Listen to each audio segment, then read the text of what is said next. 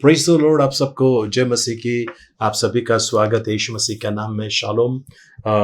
कैसे हैं आप लोग? मैं विश्वास करता हूँ आप सभी लोग बड़े आनंद से हैं और आशीषित हैं, ऐसा मैं विश्वास करता हूँ। और मैं आप लोगों के लिए दुआएं करते रहता हूँ। प्रभु को धन्यवाद हो, प्रभु की स्तुति हो। आइए प्रियजनों, आज 13 तारीख है, 13 जनवरी। लगभग हम आधा महीना के करीब करीब पहुंच गए हैं।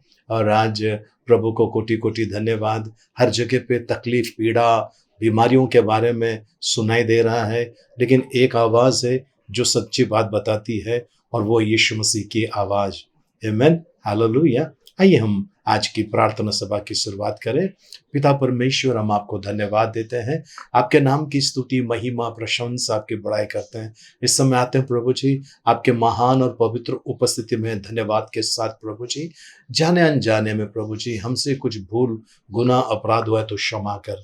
प्रभु यीशु, आप धर्मी हैं प्रभु, अपराधों को क्षमा करने वाला परमेश्वर है प्रभु। हम कबूल करते हैं सारे पाप अपराध। प्रभु जी, हमें क्षमा कीजिए।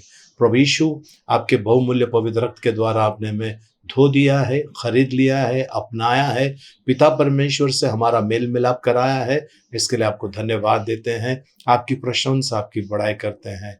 हर एक अंधकार के बंधनों को जो हमारे विरोध में है, हम उसे तोड़ देते हैं। हर एक गढ़ जो दुष्ट ने हमारे विरोध में बांधे हैं, हम उसे ढा देते यीशु मसीह के नाम में, और भेजते हैं प्रभु यीशु मसीह के चरणों में।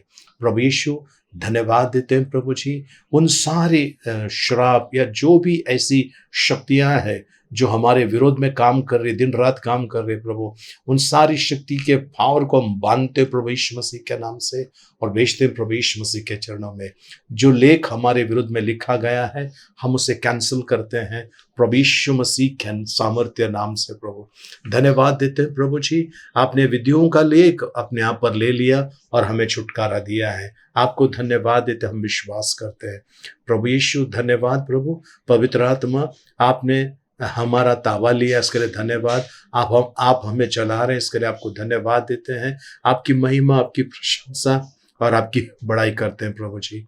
धन्यवाद किए हुए उपकारों के लिए धन्यवाद देते हैं। इस प्रार्थना सभा का ताबा लीजिए प्रभु, ऐसा हम आपसे प्रार्थना करते हैं। हालेलुया प्रभु जी, हालेलुया प्रभु। आइए प्रियजनों, इस समय हम आराधना में आए। जो घुटने के बल आना चाहते हैं वो घुटने के बल आ सकते हैं, जो खड़े रहना चाहते हैं आप खड़े रह सकते हैं। आइए उद्धारकर्ता की आराधना करें, वो परम धन्य परम पवित्र पिता की हम आराधना करें। धन्यवाद प्रभु जी, धन्यवाद राजाओं के राजा, प्रभुओं के प्रभु, हम आपको धन्यवाद देते हैं प्रभु जी। अब्राहम, इसहाक और याकूब के परमेश्वर, हम आपकी स्तुति प्रशंसा करते हैं प्रभु। आप जीवन की रोटी है, आप जीवन की ज्योति है प्रभु। आप मार्ग, सत्य और जीवन है प्रभु जी। पुनरुत्थान और जीवन आप है प्रभु जी। स्वर्ग से उतरा हुआ वो परमेश्वर का मेमना आप है प्रभु जी। हम आपको धन्यवाद देते हैं। हमारे लिए वध किया गया वो मेमना आप है प्रभु जी। हम आपको धन्यवाद देते हैं। हमारे लिए अब मारे गए, गाड़े गए, तीसरे दिन जी उठे, अब पिता परमेश्वर के दाहिने ओर बैठे हैं और शीघ्र आने वाले हैं। हम आपको धन्यवाद देते हैं। आपकी आराधना, आपकी महिमा, आपकी बड़ाई करते हैं यीशु मसीह के नाम में, आमीन। आराधना हो आराधना, प्रभु यीशु की आराधना। आराधना हो आराधना, प्रभु यीशु की आराधना। शांति दाता की आराधना, मुक्तिदाता की आराधना। शांति दाता की आराधना, मुक्तिदाता की आराधना। आराधना हो आराधना, प्रभु यीशु की आराधना। आराधना हो आराधना, प्रभु यीशु की आराधना। मेरे मसीहा की आराधना, जीवन दाता की आराधना। मेरे मसीहा की आराधना, जीवन दाता की आराधना, आराधना हो आराधना, प्रभु यीशु की आराधना, आराधना हो आराधना, प्रभु यीशु की आराधना, दूतों के संग संग आराधना, स्तुति प्रशंसा आराधना, दूतों के संग संग आराधना, स्तुति प्रशंसा आराधना, आराधना हो आराधना, प्रभु यीशु की आराधना, आराधना हो आराधना, प्रभु यीशु की आराधना। धन्यवाद देते हैं आदर के योग्य, स्तुति के योग्य, सारे आराधना के योग्य परमेश्वर। हम आपकी स्तुति, आपकी बड़ाई करते हैं राजा। आप कितने महान हैं प्रभु जी, आपके विचार कितने अद्भुत है परमेश्वर, जो आप आपके बच्चों के लिए करते हैं प्रभु जी। दिन और रात प्रभु आप हमारी रखवाली करते हैं राजा। प्रभु हम मिट नहीं गए, ये आपकी महान करुणा का फल है प्रभु। सचमुच आपकी बाहों में हमें शांति है प्रभु जी, आपके सानिध्य में हमें सुकून है प्रभु जी। हम आपको धन्यवाद देते हैं प्रभु। आपने आज तक हमें संभाला है प्रभु, पिछले पूरे साल भर आपने हमारी रक्षा की है प्रभु जी। बड़े बड़े बीमारियों से बचाया है प्रभु जी, कभी लज्जित और फजित होने नहीं दिया प्रभु। हम आपको धन्यवाद देते हैं, आपके जैसा पिता कहीं और नहीं है प्रभु। हम आपको धन्यवाद देते हैं, आपने हमें संभाला है प्रभु जी। एक माँ जैसे अपने बच्चे को संभालती है, उससे भी उत्तम तरीके से आपने हमारा पालन पोषण किया है प्रभु जी। हम आपको धन्यवाद देते हैं, हम आपकी स्तुति, आपकी बड़ाई करते हैं राजा। तू है मेरा परमेश्वर पिता, मैं हूँ तेरी संतान, तेरा प्यार मेरे लिए है बड़ा महान। तू है मेरा परमेश्वर पिता, मैं हूँ तेरी संतान, तेरा प्यार मेरे लिए है बड़ा महान। तेरा प्यार मैं चाहूँ हर खुशी से बढ़कर, तेरे घर में मैं रहूँ सदा सर्वदा। तेरा प्यार मैं चाहूँ हर खुशी से बढ़कर, तेरे घर में मैं रहूँ सदा सर्वदा।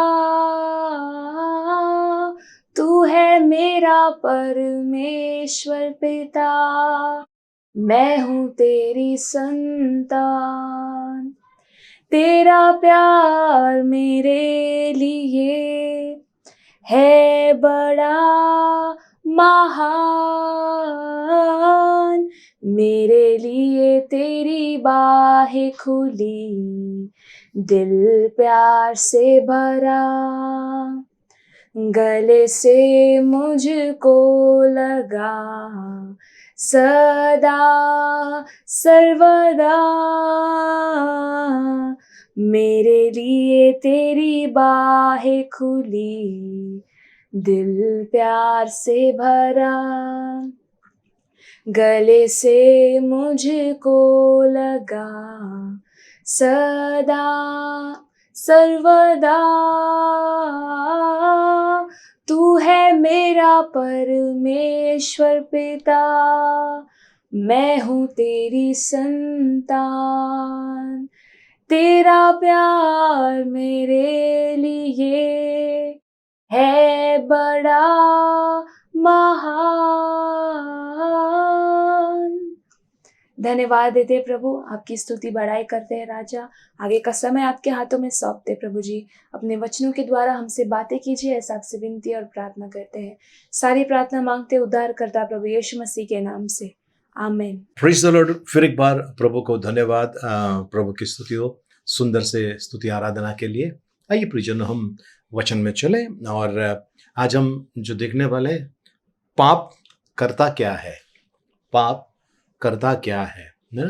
पिछली एक बार हमने लिया था पाप क्या है, अब हम ले रहे हैं पाप करता क्या है। और प्रियजनों, ये आप लोगों को और मुझे, हम सभी को ध्यान देने वाली बात है कि पाप आखिर करता क्या है, ठीक है ना। आइए हम परमेश्वर के वचन में चलते हैं। एजेकियल नबी की किताब 18 अध्याय उसका 20 वचन। एजेकियल नबी की किताब उसका 18 अध्याय उसका 20 वचन। जो प्राणी पाप करे वही मरेगा, न तो पुत्र पिता के अधर्म का भार उठाएगा और न पिता पुत्र का। धर्मी को अपने ही धर्म का फल और दुष्ट को अपने ही दुष्टता का फल मिलेगा। प्रभु परमेश्वर को धन्यवाद सुंदर वचन के लिए। आइए हम प्रार्थना करते हैं।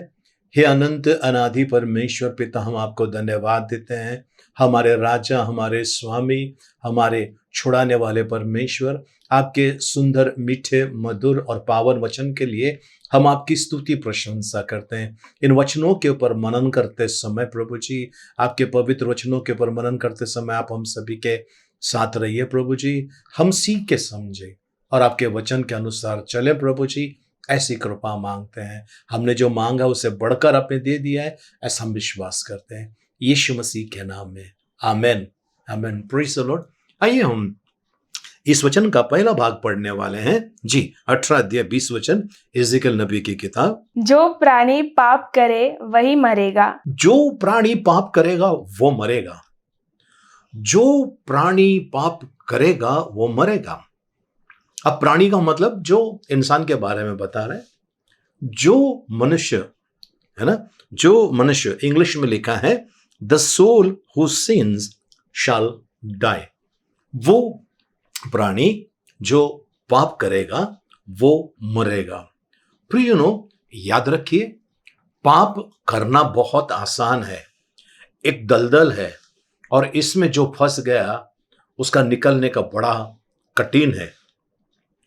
दुष्ट उसको निगलना शुरू कर देता है, निगलना शुरू कर देता है। बहुत सारी मछलियां हैं दरिया में, सागर में। वो मछलियों के दांत ऐसे उल्टे होते हैं, अंदर की तरफ होते हैं, और जब वो शिकारी को पकड़ते हैं, शिकारी वहां से निकलने की कोशिश करते हैं, नहीं निकल सकता क्योंकि दांत अंदर की तरफ है, अटक जाता है, उनका मांस उसमें अटक जाता है। उनके पास कोई दूसरा ऑप्शन नहीं है, निवाला ही बनना पड़ेगा। कुछ लोगों के दांत ऐसे खड़े होते हैं, कुछ के अंदर की तरफ, ऐसा अंदर की तरफ होते हैं, बस वो निगलते जाएंगे, निगलते जाएंगे। आज प्रियजनों, मौत जो है वो भी इसी प्रकार का है। मृत्यु जो है ये परमेश्वर की कल्पना में नहीं थी। मृत्यु जो है ये परमेश्वर की कल्पना में नहीं थी। परमेश्वर ने मनुष्य को बनाया कि वो उसकी सुंदर रचना है और परमेश्वर ने जो सृष्टि बनाया है उसका आनंद लेने के लिए। लेकिन परमेश्वर ने आदम और हव्वा को ये चेतावनी जरूर दी थी कि तुम अगर इस पेड़ का फल खाओगे, बाकी सब खा लो, इस पेड़ का खाओगे तुम मर जाओगे। तो परमेश्वर जब मृत्यु कहता है, इसका मतलब आत्मिक मृत्यु के बारे में कहता है, आत्मिक मृत्यु के बारे में। आज जो शारीरिक मृत्यु आई है ये पाप के वजह से इस दुनिया में आई, और हर एक व्यक्ति को एक दिन मरना है। शारीरिक दशा में हर एक व्यक्ति को मरना है, लेकिन ये मौत जो है हमारे लिए स्वर्ग का द्वार खोल देती है। ये मृत्यु जो हमारी है ये हमको परमेश्वर के पवित्र उपस्थिति में लेकर जाता है।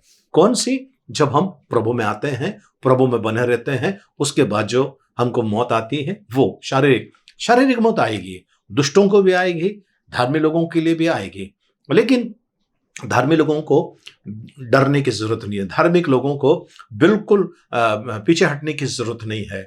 प्रियजनों, परमेश्वर का वचन में ऐसा लिखा हुआ है, उत्पत्ति की किताब 3 अध्याय उसका 3 वचन हम देखते हैं जी। पर जो वृक्ष वाटिका के बीच में है, उसके फल के विषय में परमेश्वर ने कहा है कि न तो तुम उसको खाना और न उसको छूना, नहीं तो मर जाओगे। सो जब स्त्री ने देखा कि उस वृक्ष का फल खाने में अच्छा और देखने में मनभाऊ और बुद्धि देने के लिए चाहने योग्य भी है, तब उसने उसमें से तोड़कर खाया और अपने पति को भी दिया, और उसने भी खाया।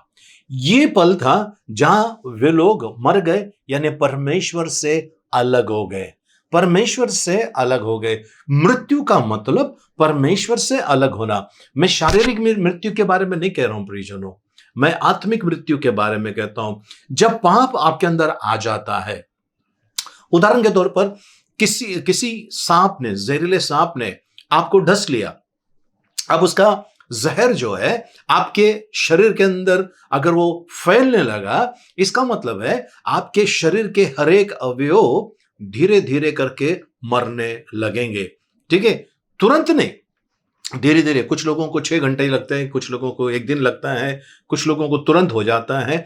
तो वो जहर जो है खून के माध्यम से शरीर के हर एक अवयव के पास चले जाता है और वो मृत्यु का संदेश लेकर आता है। प्रियजनों, आज आपको और मुझे पाप से नफरत करना है, पापियों से नहीं, पाप से नफरत करना है। हम सभी के पास नाखून है प्रियजनों, और वो बढ़ते हैं। हम उंगली नहीं काटते, हम नाखून काटते हैं।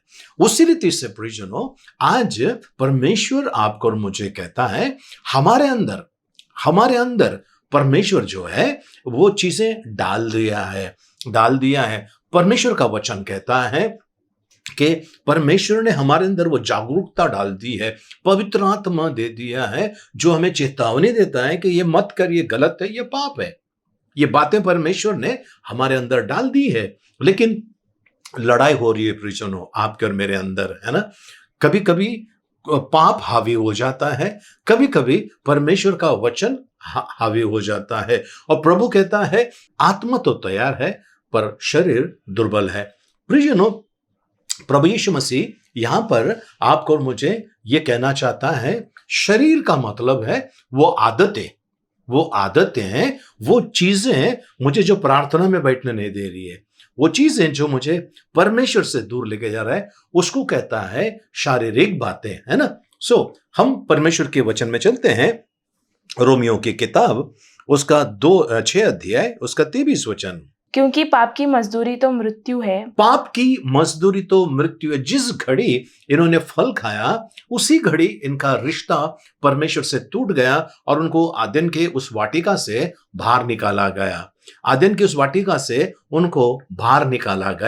क्योंकि अब पाप उनके अंदर राज कर रहा था। अब पाप की मजदूरी ऐसा मौत का है ना। तो प्रियजनों, हम इस वचन को फिर से एक बार पढ़ लेते हैं, रोमियो 6:23। क्योंकि पाप की मजदूरी तो मृत्यु है। पाप की मजदूरी, प्रियजनों, मजदूरी का मतलब है मैंने मेहनत किया है और जो मुझे मिला है उसको मैं मजदूरी कहता हूं।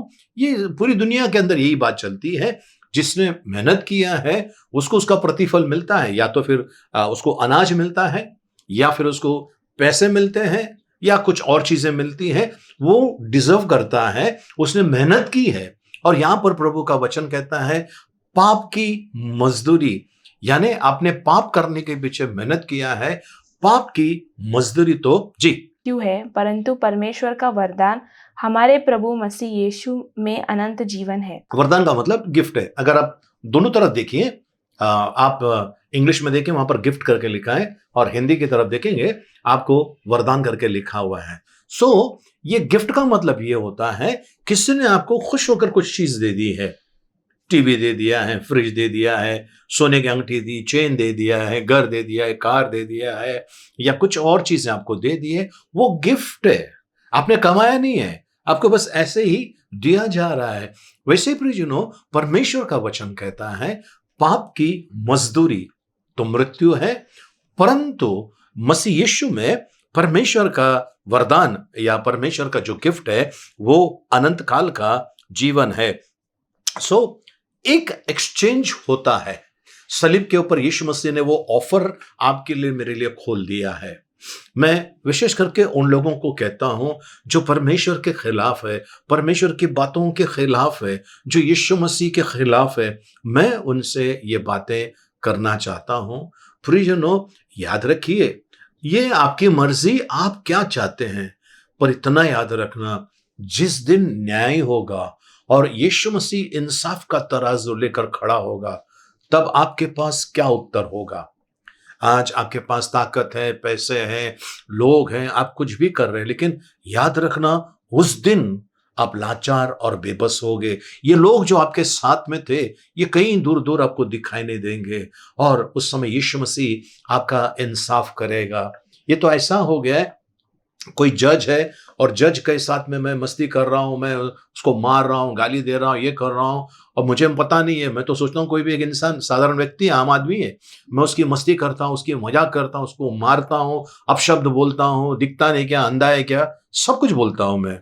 और बाद में जब मेरा कोर्ट में मुझे जाना है, मेरा केस है, और उस समय वो न्यायाधीश अगर वहां पर बैठा हुआ है, वो जज वहां पर बैठा है न्याय करने के लिए, तब मेरी हालत क्या होगी, आपकी हालत क्या होगी।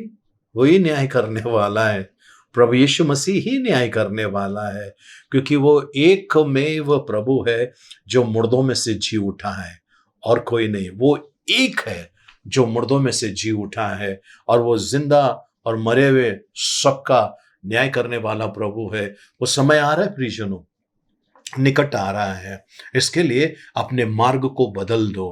ये नफरत की दीवार जो आप खड़े कर रहे हैं, छोड़ दो, बदल दो, आओ प्रभु के पास। वो आज भी आपसे प्यार करता है, बाहें फैलाकर वो आपको बुला रहा है। प्रियजनों, यीशु मसीह ने सलीब के ऊपर एक ऑफर हमारे लिए ओपन कर दिया, उसने शुरुआत कर दी। ऑफर ये है, आपके पापमय जीवन, आपके बुरे चाल चलन मुझे दे दो, और मैं आपको अनंत काल का जीवन देता हूं। Hallelujah, praise the Lord. आपका पापमय जीवन आप मुझे दे दीजिए, अनंत काल का जीवन मैं आपको दे देता हूं। यानी कि आपको और मुझे नरक में जाने की जरूरत नहीं है। सुंदर सा सुंदर सा सुंदर सा परमेश्वर का ये ऑफर आपके और मेरे लिए है। सो प्रभु को कोटि कोटि धन्यवाद, परमेश्वर की स्तुति हो। ये ऑफर तब होता है जब कोई प्रभु के पास आता है, जब कोई प्रभु के पास आता है और उस यीशु मसीह को अपना उद्धारकर्ता और स्वामी स्वीकार करता है, ऐसे लोगों के लिए ये ऑफर है। तो फिर इनका जो दंड था, पाप की मजदूरी तो मृत्यु है। हाँ, वो जो दंड है, वो जो पेनाल्टी है, वो उसी समय कैंसल हो जाता है, कैंसल हो जाता है। उदाहरण के तौर पर अरेस्ट वारंट निकला है, अगर इस व्यक्ति को अरेस्ट करो बोलकर जज ने साइन कर दिया है, या पुलिस के यहां से अरेस्ट वारंट आ जाता है, तो प्रिजनों उस समय ऐसा हो जाता है कि जिसके नाम का अरेस्ट वारंट निकला है, वो तुरंत अगर कोर्ट में हाजिर हो जाए और जज के सामने खड़े हो जाए, तो उसका जो अरेस्ट वारंट है वो कैंसिल करा सकता है। वैसे ही प्रिजनों, आपके और मेरे अंदर जो पाप करने की चीजें हैं, है ना, बातें हैं, ये हम परमेश्वर के पास आते हैं, अपना ये जीवन उनको दे देते हैं, तब वो एक नया जीवन आपको और मुझे देता है। प्रभु का वचन कहता है, अब यदि कोई मसीह में है, वो नई सृष्टि, पुरानी बातें बीत गई, देखो सब कुछ नया हो गया है। आमेन, हालेलुया, प्रभु की स्तुति हो। सो जब कोई एक व्यक्ति प्रभु के पास आता है और अपना पाप को वो कबूल करता है, बहुत बड़ा कंडीशन है परमेश्वर के सामने आए तो अपने पापों को कबूल करना बहुत जरूरी है। बस जाके खड़े हो जाओ, हाँ मैंने गलती किया, मुझे माफ कर, ये नहीं चलेगा। अपने पापों को कबूल करना बहुत जरूरी है। प्रियजनों, कई लोगों ने अपने पापों को कबूल नहीं किया है, छुपा के रखा है, छुपा के रखा है। परमेश्वर का वचन कहता है कि अगर हम पापों को छुपा के रखेंगे, हमको उन्नति नहीं मिलने वाले हैं, हम आगे नहीं बढ़ने वाले हैं। ये कितना बड़ा, अब मैं मसीह लोगों की तरफ आता हूं, ये कितना बड़ा घिनौना काम है जब आपको पता है ये पाप है, अगर आप कर रहे हैं तो आपका संबंध परमेश्वर से टूट जाता है। प्रियजनों, आपका जो रिश्ता है परमेश्वर के साथ में वो टूट जाता है। यशायाह नबी की किताब उसका 59 अध्याय उसका 2 वचन हम देखते हैं। परंतु तुम्हारे अधर्म के कामों ने तुमको तुम्हारे परमेश्वर से अलग कर दिया है। तुम्हारे अधर्म के कामों ने तुमको परमेश्वर से अलग कर दिया है। तुम्हारे अधर्म के कामों ने तुमको तुम्हारे परमेश्वर से अलग कर दिया है। तुम्हारे अधर्म के कामों ने। तो प्रियजनों, अगर आप विश्वासी है, अपना जीवन परमेश्वर को दे दिया है, लेकिन पाप अगर आपने नहीं छोड़ा है या पाप छोड़कर वापस वही काम आप कर रहे हैं, तो आपके लिए और मेरे लिए खतरे की घंटी है। प्रियजनों, ये बड़ी चेतावनी है आपके और मेरे लिए कि परमेश्वर से उसका नाता टूट जाता है। और एक बार परमेश्वर से नाता टूट गया तो कैसा होगा प्रियजनों, कितना भयानक होगा वो, क्योंकि उसका जो संगति है परमेश्वर के साथ में वो टूट जाती है। ये इतिहास गवाह है। पवित्र शास्त्र कहता है आदम और हवा जिनको मिलने के लिए परमेश्वर आता था, शाम के समय परमेश्वर जिन्हें मिलने को आता था, वही आदम और हवा एक गलती की वजह से उस वाटिका से दूर गए। नंबर 1, परमेश्वर के साथ में जो संगति था वो टूट गए। नंबर 2, उनका जो वहां पर जो जीवन था, जो आराम का जो जीवन था, वो खत्म हो गया। नंबर 3, मृत्यु आई। नंबर 4, और परमेश्वर की योजना में ऐसा नहीं था कि बच्चा पैदा होते समय पेन होगा स्त्रियों को, परमेश्वर की योजना में नहीं थी, पर अब वो भी आ गए। उसके बाद और जो खेती बाड़ी करता था, अब उसके अंदर से कांटे निकलने लगे, कांटे निकलने लगे। मतलब तू 10 उंगली मेहनत करने के लिए लगाएगा, उससे 5 उंगली मतलब मुंह में, मतलब खाना खाओगे आप, इतना मेहनत करना पड़ेगा। ये सारी चीजें आने के पीछे की वजह क्या है? एक ही है, पाप। पाप।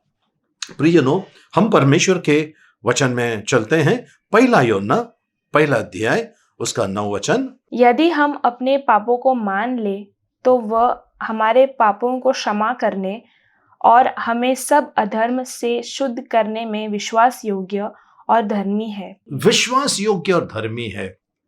प्रियजनों, क्या आप किसी ऐसी आदत में फंस गए हैं? आज परमेश्वर आपको बचाना चाहता है। आइए परमेश्वर के पास।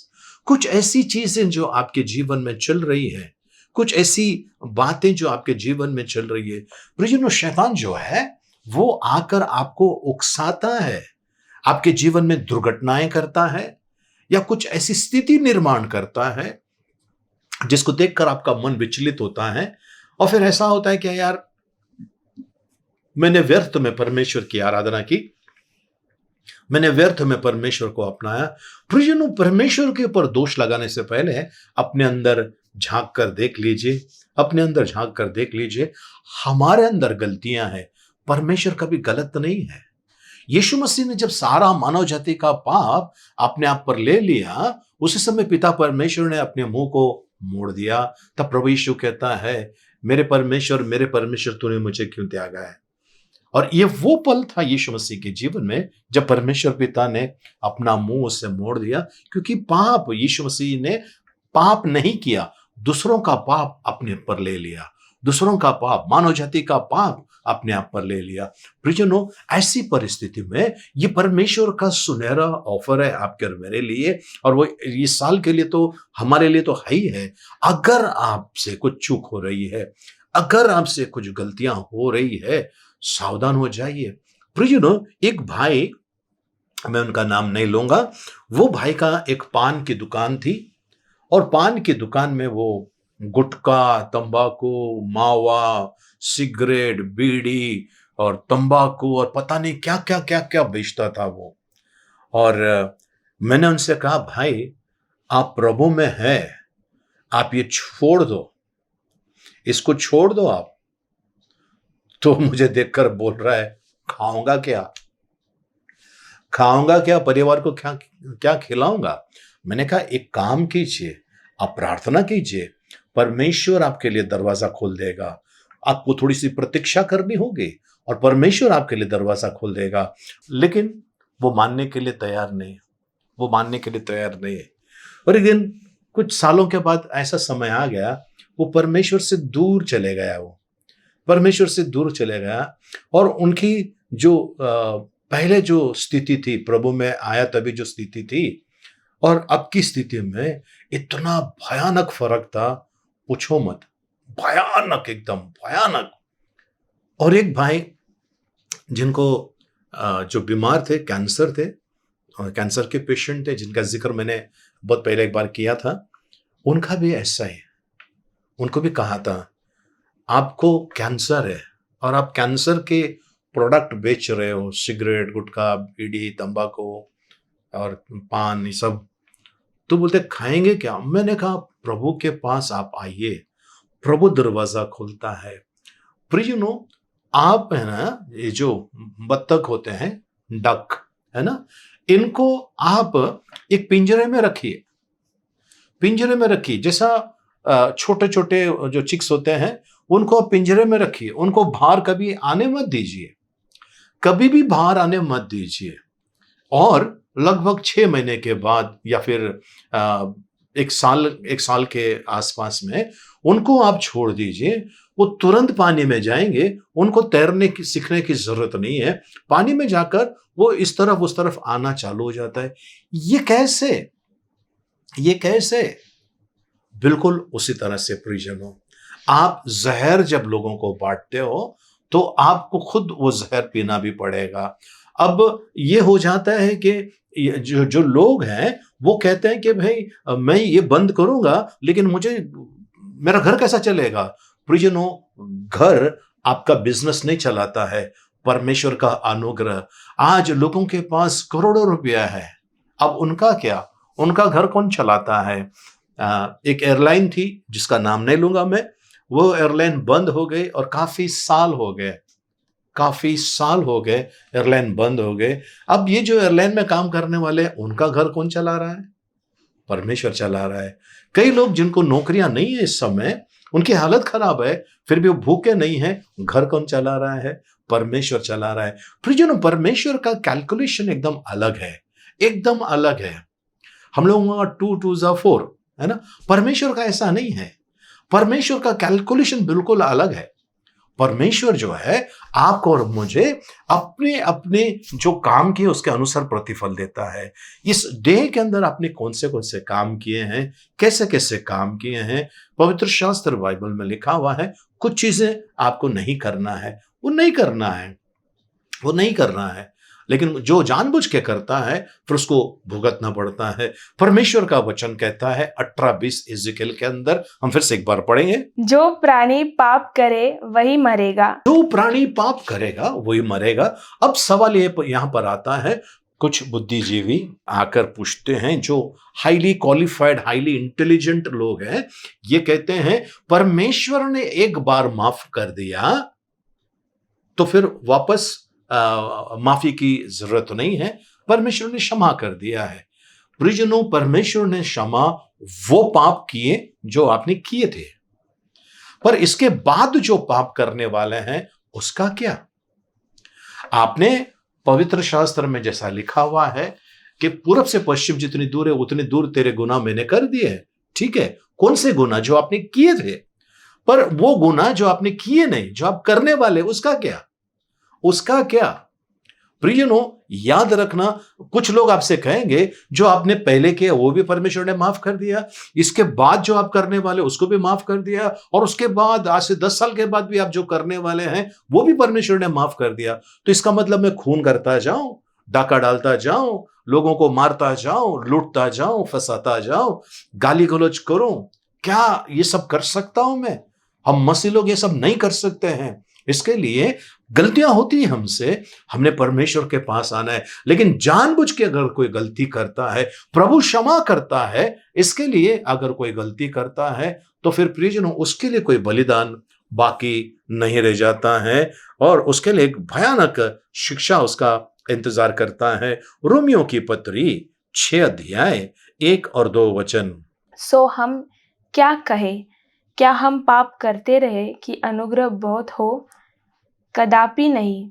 हम जब पाप के लिए मर गए तो फिर आगे को उसमें क्यों कर जीवन बिताए? आगे फिर उसमें क्यों हम अपना जीवन बिताएं प्रिजनों?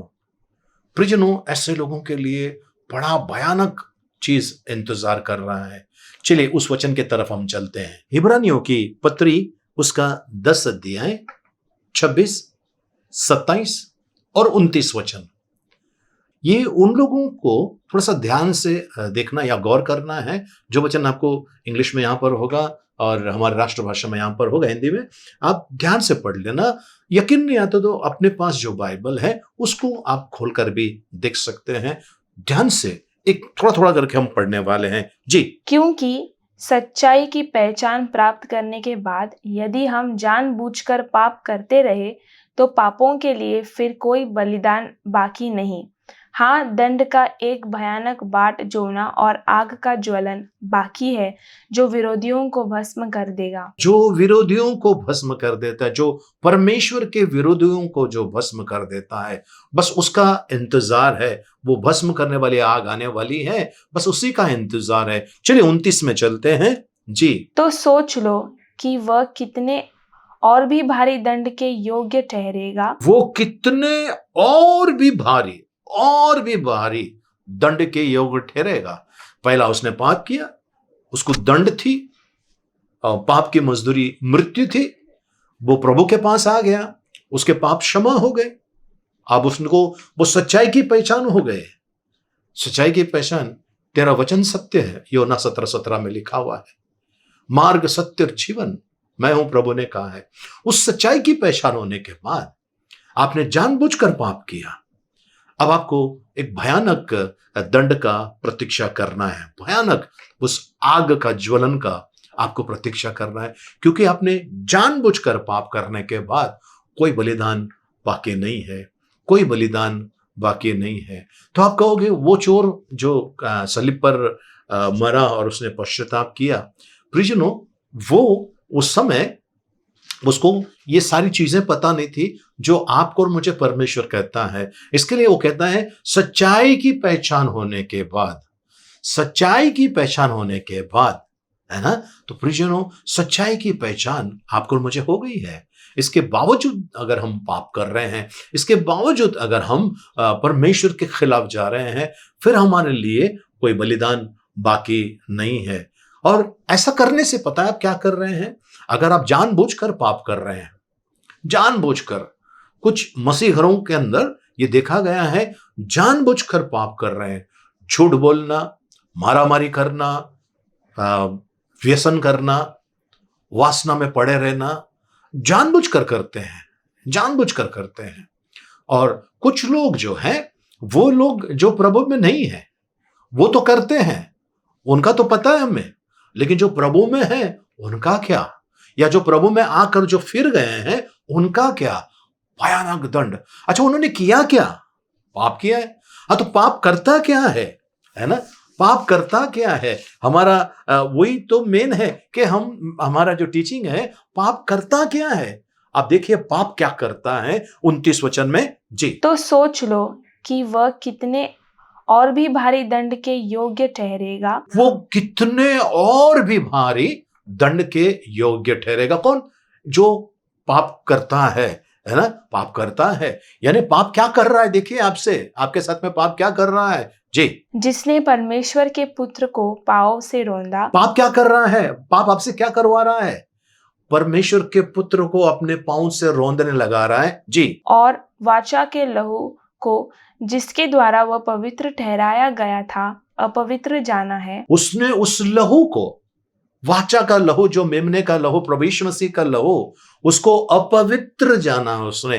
पाप क्या करता है? यीशु मसीह के पवित्र लहू को अपवित्र करने की कोशिश करता है जी। और अनुग्रह की आत्मा का अपमान किया है। और अनुग्रह का जो आत्मा है उसका उसने अपमान किया है। तो सोचो कितना और भी भारी दंड के योग्य होगा वो व्यक्ति, ओके, हम फिर से एक बार शुरुआत का वचन पढ़ लेते हैं, 29 वचन शुरुआत से। तो सोच लो कि वह कितने और भी भारी दंड के योग्य ठहरेगा। वो कितने और भी भारी दंड के योग्य ठहरेगा।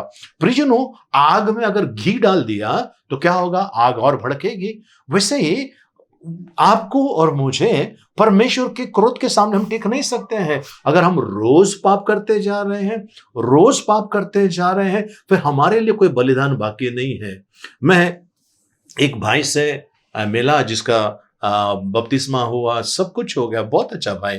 और वो फिर किसी वजह से वो परमेश्वर से दूर चले गया, बीड़ी पीने लगा, शराब पीने लगा, और वो जुआ खेलने लगा, सब करने लगा। मुझे किसी ने बताया कि भाई देखो यहाँ पर आप जरा जाकर उससे बातें कीजिए।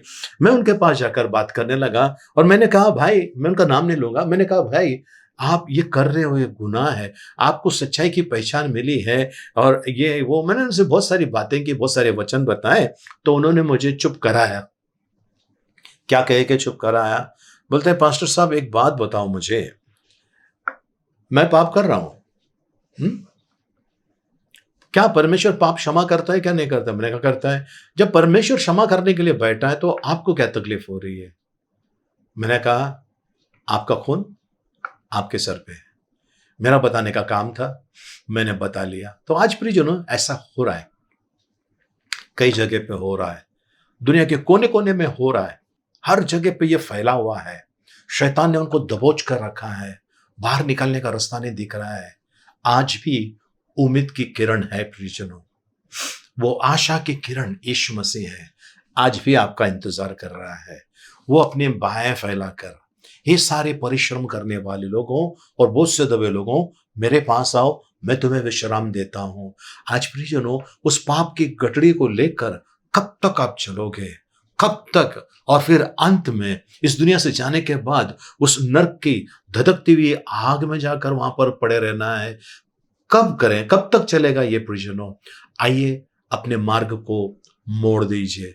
हम धर्म परिवर्तन के विरोध में हैं, हम धर्म परिवर्तन में नहीं मानते हैं, पर हम हृदय परिवर्तन में मानते हैं।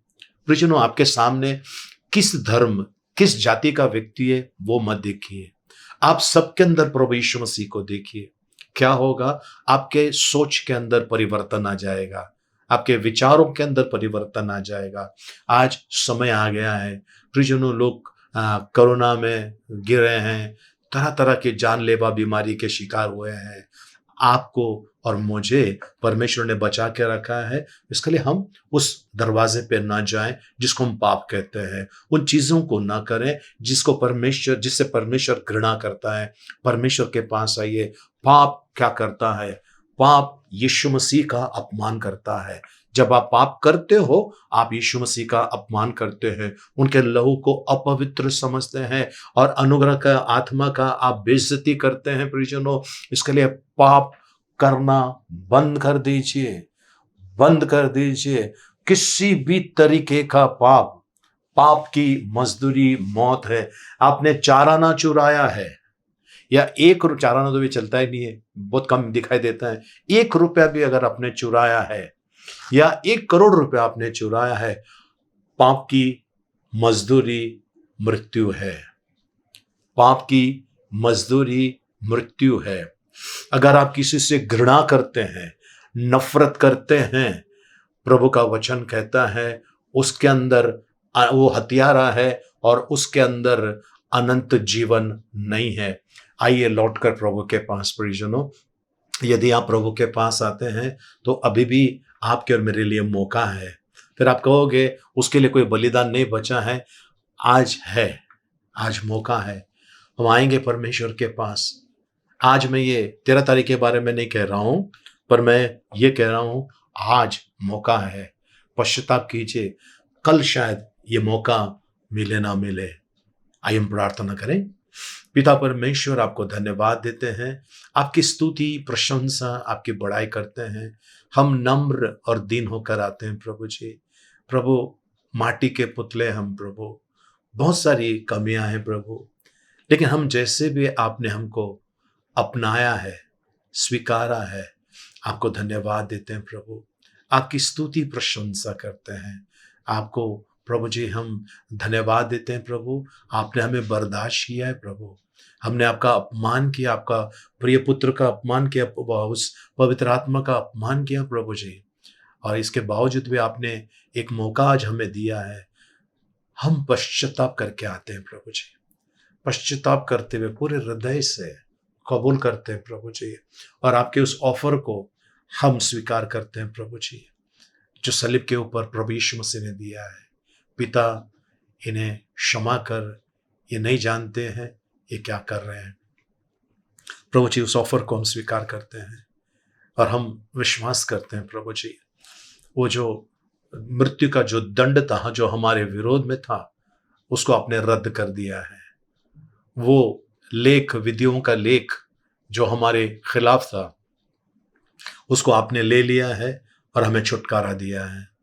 हमारे अंदर एक नया आत्मा आपने उत्पन्न कर दिया है। आपको धन्यवाद देते हैं यीशु मसीह के नाम में, आमेन, आमेन। आइए हम प्रार्थना करें, प्रार्थना सभा समाप्त करें प्रियजनों। भजन संहिता 23 एक साथ में बोलेंगे। यहोवा मेरा चरवाहा है, मुझे कुछ घटी ना होगी। वह मुझे हरी हरी चराइयों में बैठाता है, वह मुझे सुखदायी जल के झरने के पास ले चलता है। वह मेरे जी में जी ले आता है, धर्म के मार्गों में वो अपने नाम के निमित्त मेरी अगुवाई करता है। चाहे मैं घोर अंधकार से भरी हुई तराई में होकर चलूं, तो भी हानि से न डरूंगा, क्योंकि तू मेरे साथ रहता है। तेरे सोंठे और तेरे लाठी से मुझे शांति मिलती है। तू मेरे सताने वालों के सामने मेरे लिए मेज बिछाता है। तूने मेरे सिर पर तेल मला है, मेरा कटोरा उमड़ रहा है। निश्चय भलाई और करुणा जीवन भर मेरे साथ साथ बनी रहेगी, और मैं यहोवा के धाम में सर्वदा वास करूंगा। आमेन। आइए हम आखिरी आशीर्वाद के लिए प्रार्थना करें। सरों को झुकाएं, अपने हाथों को ऊपर उठाएं, आंखों को बंद करें। अब पिता परमेश्वर का प्रेम, प्रभु यीशु मसीह का अनुग्रह और पवित्र आत्मा की सहभागिता अब से लेकर सदा तक हम सबके साथ में बने रहे। आमेन, आमेन। Praise the lord. प्रियजनों, इस सप्ताह भर में जिनका जन्मदिन है, हम उनके लिए प्रार्थना करने वाले हैं। आज 13 तारीख है, गुरुवार है। पूजा शाह इस बेटी का जन्मदिन है। 14 तारीख शुक्रवार को कल दीपेश वाघेला। 15 तारीख को शनिवार के दिन जोएल थोरात और चित्रा थोरात, इनका शादी का सालगिरह है। और केविन अलाट, इस बेटे का जो पूना में रहता है, इनका जन्मदिन है। और 16 तारीख को इतवार के दिन, प्रभुवार के दिन, कलाबेन परमार, इनका जन्मदिन है। और ओलिवर कैस्टेलिनो, इस बेटे का जन्मदिन है। आप सभी को ढेर सारी शुभकामनाएं। आइए हम प्रार्थना करें इनके लिए। पिता परमेश्वर, हमारी बेटी पूजा को, हमारा बेटा दीपेश को आपके हाथ में देते हैं। जोएल और चित्रा, इन बच्चों को आपके हाथ में देते हैं प्रभु जी। इनका शादी का सालगिरह इनके साथ रहिए। केविन अलाट को, कलाबेन और ओलिवर कैस्टेलिनो को आपके हाथ में देते हैं प्रभु जी। जिनका जन्मदिन है उनके साथ, शादी का सालगिरह उनके साथ, या कोई और प्रकार की एनिवर्सरी है, पूरे विश्व भर के लोगों के लिए हम प्रार्थना करते हैं, उनके साथ रहिए प्रभु जी। और प्रभु, आपकी उन्नति, आपकी तरक्की, अच्छा आरोग्य और आपके मार्ग में चलने वाला जीवन उनको दीजिए प्रभु, ऐसा हम प्रार्थना करते हैं। धन्यवाद देते हैं, उपकार स्तुति करते हैं प्रभु। इनके खिलाफ जो भी प्रभु जी दुष्ट की योजना है, उसको हम कैंसिल करते हैं प्रभु। इन्हें पवित्रता में और आपके धार्मिकता में चलाइए, ऐसा हम प्रार्थना करते हैं यीशु मसीह के मीठे मधुर पवित्र नाम में। आमेन, आमेन। Praise the lord. प्रियजनों, आप जो हमारे इस YouTube चैनल पर नए हैं, आप सभी का स्वागत करते हैं यीशु मसीह के नाम से। प्लीज हमारे इस YouTube चैनल को सब्सक्राइब कीजिए और बेल का आइकन को क्लिक करके सबसे ऊपर वाला ऑप्शन को क्लिक कीजिए, जिससे कि हमारा जो सप्ताह में 2 बार प्रेयर मीटिंग होती है, ये आपको उसका नोटिफिकेशन मिले, तुरंत मिल जाए आपको। और साथ साथ में प्लीज़ ये लाइक का बटन क्लिक करने भूलना नहीं, लाइक और शेयर करने का भूलना नहीं। और आप जो हमसे जुड़े हुए हैं बहुत समय से, आपको धन्यवाद। आपसे भी विनती है, हमारी वीडियो को लाइक कीजिए और हो सके इतना शेयर कीजिए। और जितना आप शेयर करोगे प्रियजनों, उसमें से कोई भी एक व्यक्ति भी प्रभु के पास आ जाता है, उसके जीवन में परिवर्तन आ जाता है, उसका जीवन आशीषित हो जाता है, तो हमारी ये जो मेहनत है सफल हो जाती है। तो बहुत-बहुत शुक्रिया, हमारे साथ बने रहिए और प्रभु के अनुग्रह में आप बने रहिए। और जो लोगों को आशीषें मिलेंगी प्रियजनों इन वचनों के द्वारा, तो आपने जो शेयर किया है वो आशीष आपको भी प्रभु देना चाहता है। आशीष में बने रहिए। प्रार्थना सभा समाप्त हो गई। एक दूसरे से मिलिए, प्रभु का आशीष मांगे। जय मसीह की। जय हिंद।